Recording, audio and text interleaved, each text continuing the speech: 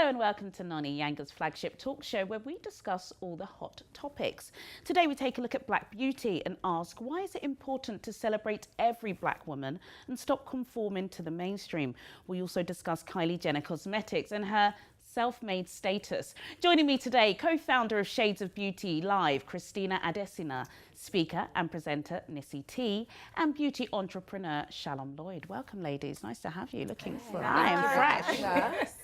From debates around having natural hair to wearing a weave, or from wearing a full face of makeup to keeping it natural, there are always pressures. So today, how important is it for black women to create our own space and have our own ways of feeling beautiful and not conforming to the mainstream ideals of beauty? Let me come to you first, Christina. Of course, you know, this isn't an issue that just affects black women, but we're black women here, so we can talk amongst ourselves. Why are there so many pressures? And I worry, I've got 3 young girls, and I kind of feel like the pressures when you're younger is even worse, because you've got to have the big bum. Definitely. You've got to have a perfect hair, the perfect shade of skin. Do you know what I mean? And it's hard. It's hard. I think it's society's pressures, and it's us, you know, our pressure on ourselves as a community as well. But, you know, we have to celebrate each and every one of us, because we are a creative community, from the way we wear our hair, extensions, to having natural hair. Like, the natural hair movement has been massive, but there was also a massive natural hair movement in the 70s. So everything comes in swings and roundabouts. So I just think we've got to celebrate every step of that journey. I think now more than ever, becoming more educated through digital and internet, and we're learning more about what ingredients are going in our hair. And I think it's a fantastic time to be a black woman now, and you know, and learning about all these, you know, hair options. Exactly, and not just one. I think a lot of people, you know, it's good that we have the natural hair movement, and it's a very positive movement. But we need to not also forget our creativity, because at the end of the day, we did get into the weaves and made weaves popular, and so we have to celebrate that too. What about the capital, Nisi T? You know, we're kind of all entrepreneurs here, but I kind of feel like there's something about black beauty, black hair, that black women are not capitalizing on it enough. You go to some of these, you know, big market stalls, and it really is the Asian community, let's be honest, who are making the most money out of it. So it's great that, you know, we're in tune now. We know we can buy our natural hair ingredients, but when are we going to start owning it for ourselves? I think, do you know what, just to totally say that, you know, when you go to these places and you go to these markets or even the shops, you always see like Asian people that own the shops. But I think a lot of it, we're not saying anything against them, it's fine. Definitely not. But obviously we're the number 1 consumer when it comes to beauty products. Don't tell me what my weave is going to be, I know. Literally, we spend billions on the beauty industry, hair industry, all that stuff. But I think it has is an underlying thing where it comes from, even the roots of things like having access to wealth and having money and all this kind of stuff. So I think there's so much more to it than just, oh, we're not owning anything. I think now that we're in a different time where especially black women are having more access to money and to funds and being able to build things on their own. Working from home. Working from home. And there's the digital world now, which has shifted the game so much, because it's allowed people to start their businesses online and all that kind of stuff. So I think we are moving in the right direction, but I do think there were a lot of underlying things that you have to consider as well. Of course. We shouldn't be too hard on ourselves. Shalom, let's hear about your story, because your story is kind of similar to what Nisi T was saying, you know, kind of not overnight, but you wasn't going to go into beauty, but you just kind of fell into it. Yeah, absolutely. What I'd like to say about us as black women, and women in general really, is that we, for some reason, have found our voice. This is our time now. And it's not just for black women, women all over the world. And we're finding that we are natural entrepreneurs. Yes, 100%. Women are natural. It's in the DNA. It is. We're hustlers. We're made to. We are. We're absolutely. So you got your, regardless of what stage of your life you're at, you got your kid, you got your phone, you got your cooking. All those things make us natural entrepreneurs. And it's all about finding solutions to problems, which is how my company started. My baby had eczema, and I thought, I'm a pharmacist. Yes, steroids work for him. Not sustainable for a newborn. Too harsh. Find something that works. Yes, exactly. And it was really tapping into my heritage, tapping into my African roots. What are those things our parents used to put on our skin that smelled disgusting, but they worked? It worked. It's kind of interesting, Christina, hearing what Shalom said there. And of course, you do find that you're just in a circumstance, so you have to create something for yourself. But in a way, if you think of how much billions of dollars the beauty industry is worth, we shouldn't have to do that. Why is it that even now, today, the beauty industry still isn't catering enough for black skin? I definitely think it's a case of not enough women at the boardroom level to help influence. Black women. Definitely not enough black women at the boardroom level to influence those changes. I mean, during our time planning for the show, you know, we've come across so many obstacles that black women face. Even the simplest thing as the packaging of most of these beauty products aimed at black women, they're very dated, and a lot of them, you know, don't want to name names. We know the dated ones. Yep. And things like that. Like, why hasn't investment been put into something simple as graphics design?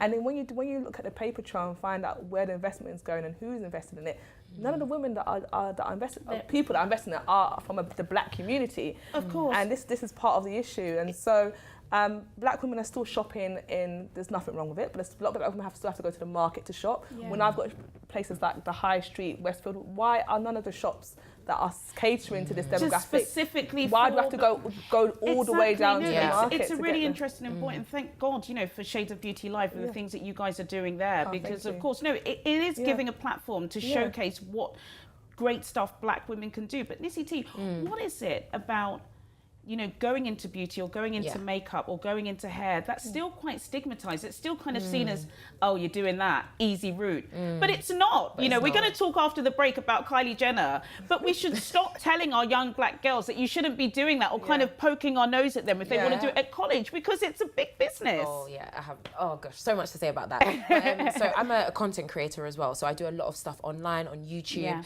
and I find that especially a lot of young black women come to me and ask me questions like, oh, I had this idea, I wanted to start a YouTube channel and I wanted to do it on hair and makeup, but people are saying, oh, every black girl now is into doing hair and makeup. And funny enough, I was talking about it literally today, and I remember saying to the girl that actually did my makeup today, and I said because she said something similar, and I said to her, I saw a picture on Instagram with like millions of different loaves of bread, different types, but they were all bread. And then the caption to that picture was, imagine if one of these people said, oh, I'm not going to do it because everyone else is doing it.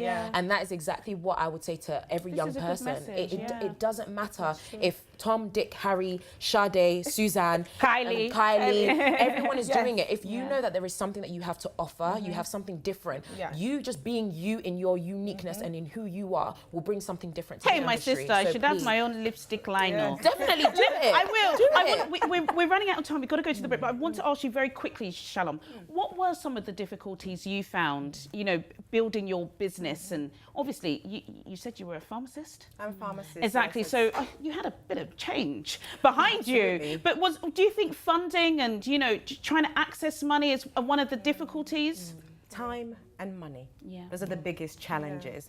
And to your point, really, we kind of flipped things a little bit and said, instead of kind of categorizing ourselves and focusing on, it caters for black skin, it caters for this skin, it's for every skin type.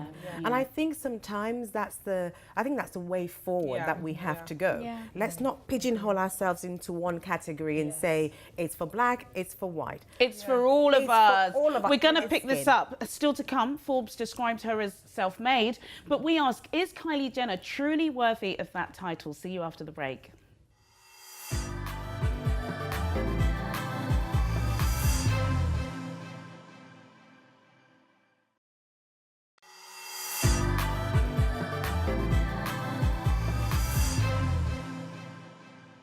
Welcome back to Noni. Coming up, we discuss the achievements of Kylie Jenner and ask, was her success self-made? But first, let's get straight back to our discussion.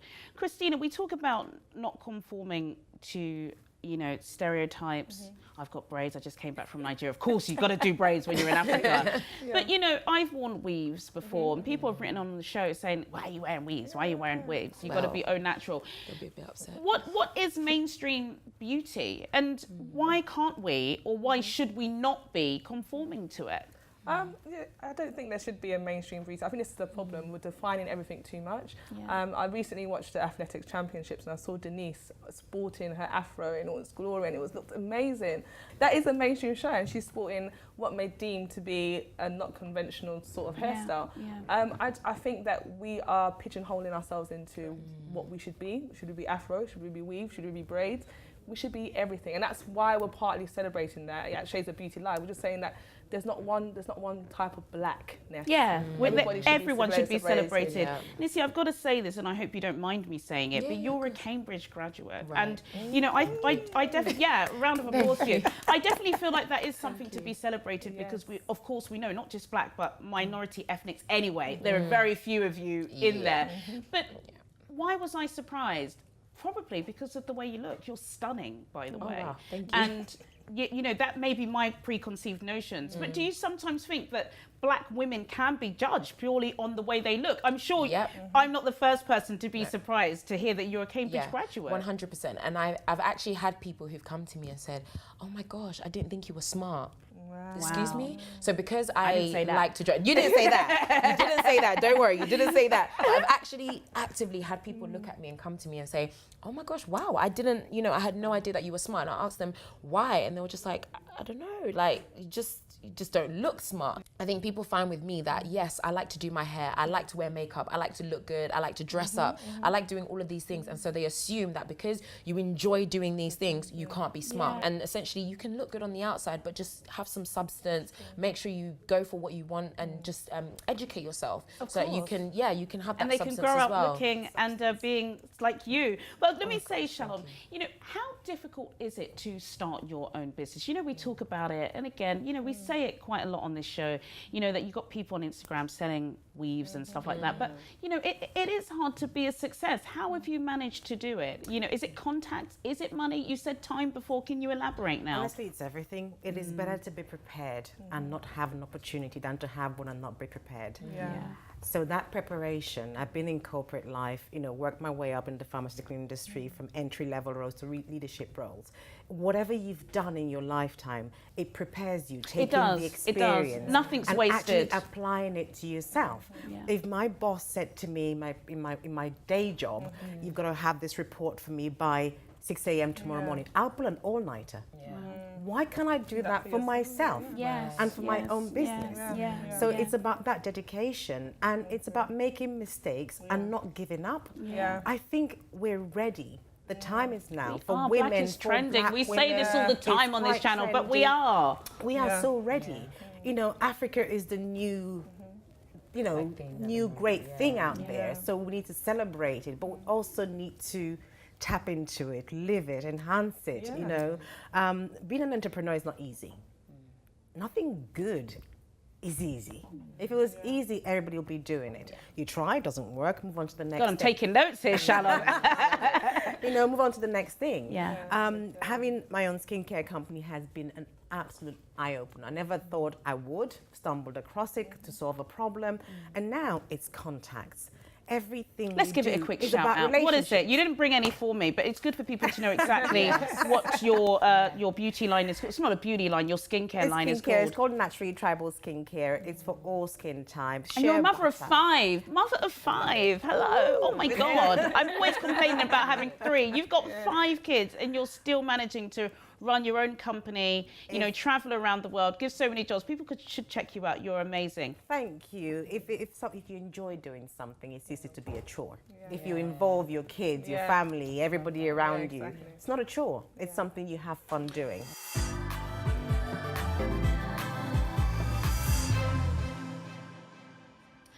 Now, at just 21 years old, Kylie Jenner is well on her way to becoming a billionaire with her beauty line, Kylie Jenner Cosmetics. But is she self-made, or is her success a result of her privileged upbringing? I'm going to say both. When I saw the cover, I was like, what? I said, no way. Yeah, no. It's not possible. I agree. I think both as well. I mean, the reason why I say both is because if you compare her to her brother, Rob Jenner, for example, Kardashian. Sorry. Rob Kardashian, boy. Kardashian. Who knows? That's true. We don't know about that family. Anyway, let's stay on topic. Rob K, let's call him Rob K. K. He's got the same platform and opportunities that she has and access to, but he's just rested on his morals and not done nothing with it. Black China was earning more than him. It came out in the court details. Exactly. But the word self-made is what people have a problem with. Yes. Now, he didn't do nothing with his platform. Yes, she took opportunity. I would say she's hardworking and ambitious, but I would not say she's self-made.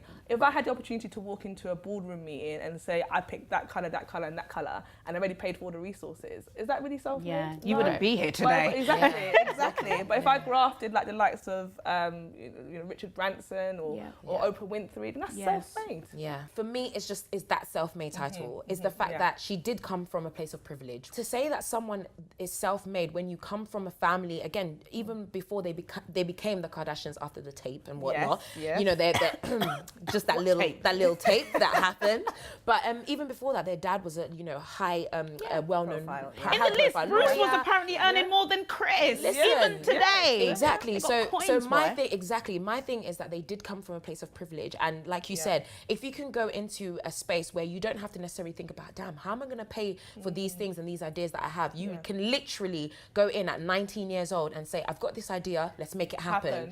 That to me, I'm so sorry, it's not self-made. And I think is actually doing people that are really building from scratch an injustice. That's what I believe. I agree and disagree in a way. We want disagree first. Yeah, kind of.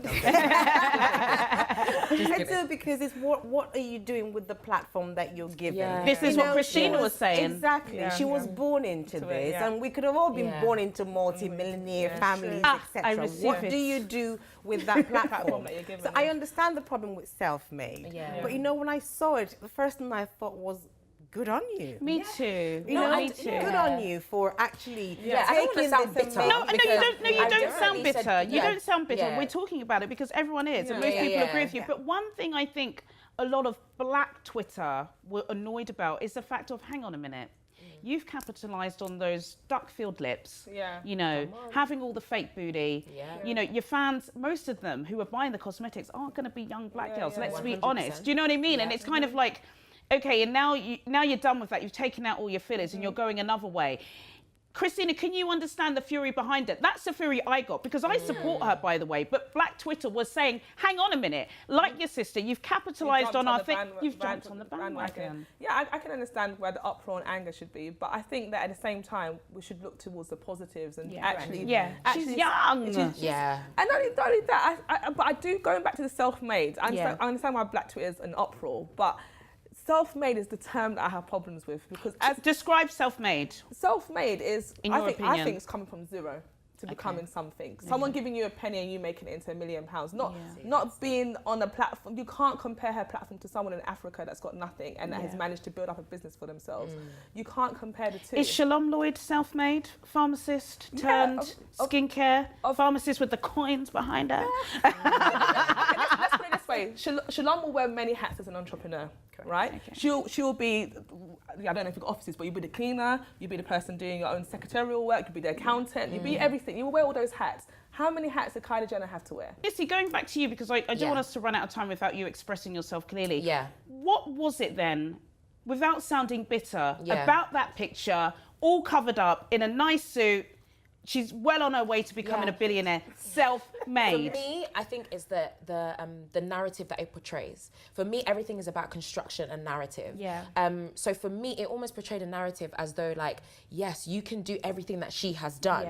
And that is a problem, because for a lot of people, they have to go through so many difficulties and obstacles. But it was Forbes, wasn't it? It wasn't like, it was a glossy mag. It was Forbes. So it's people that read that should understand Very true, but there are still people who are going to look, because at the end of the day, she's still a young woman who has influence, who has a platform, who people are going to look to her and say, oh my gosh, I'm going to be like that, or I want to be like that. Even her sister's probably thinking 100%. And I think for me, it almost gave a distorted reality. Really? That's how I perceived it. And again, I go back to that term again, like you said, self-made. Shalom, you're screwing your face. I think that's what I think. To aspire to, though, seeing her but there it's is just the same narrative should be given to Pat McGrath, because Pat McGrath also... There we go. So the same narrative. So if she's going to be portrayed as... Let's share Who is Pat McGrath? For our viewers who may not know. Pat McGrath is a famous celebrity makeup artist. Look her up. She's done loads of things. And she's been in the background working. Apparently, her line is worth coins too. Exactly. Yeah, she's an actual billionaire now, Yeah. isn't she? Yeah. This The beauty company's industry, worth- girls, There's get involved in it, Get man. in there, do it. Find your telling space. you. Saturated, but there's opportunity. Shalom, I've Yes. got to ask you, and I know you won't be offended by this, I hope. But so then, would people kind of say, yeah, well, you've got your beauty line, well, your skincare line, and yeah, of course you could do it. You have the money, you know, you're rich. It's But easy. don't have the for you. money. This is a startup. No, but it's struggle. grafting. Okay. I've tapped into every opportunity that's presented to me. Okay. Department of International Trade, any funding opportunities, still tapping into them. So it's not as though you got a pot of money to start. But then exactly, That's the what difference. Kylie has, you Kylie know. had a pot of money to money, yeah, start. yeah. And I That's the understand difference. that, but if the tables were turned and we put ourselves in her you know what? shoes, You we can't would do do that. it. Me, I would do it. I would do it. I would do it. No, and like you said, I did look at it and say, do you know what? Good for you. That's an Yeah. amazing. It's an amazing thing. But that self-made thing, It's true, but just then rubbed me look the wrong way. at Kim. I think on that list, she's worth $750 apparently, Kylie. Kim was on like $350. Now this is somebody that has grafted. So there was something Kylie did. something different. Because even Kim's trying to get in on the cosmetic line now. Well, Kylie tapped into a millennial generation. I don't have mortgages to pay. I'm sorry, Kim Kardashian. Yeah, her generation has grown up. They've got children. They've got babies. They've got They're not so easily sold Exactly, anymore. you can't tap into that. If someone's got is working in a part time and they're living at home with their parents, they've got an extra of £1,000 to spend. So we kind of agree that it's the self-made thing, but it's congratulations to Kylie Jenner, boy. And if you're looking for, you I know, don't know about any congratulations, but yeah, I mean, 100%. If you want to send us, I'm happy. That's it from me, Juliana Olayinka, and my fantastic guests, Christina Adesina, Nissi T, and Shalom Lloyd. And don't forget, guys, Noni's now online. Wherever you are in the world, go to www.yangatv.com to check out every single episode. Join me next time for more Noni Chat. Goodbye.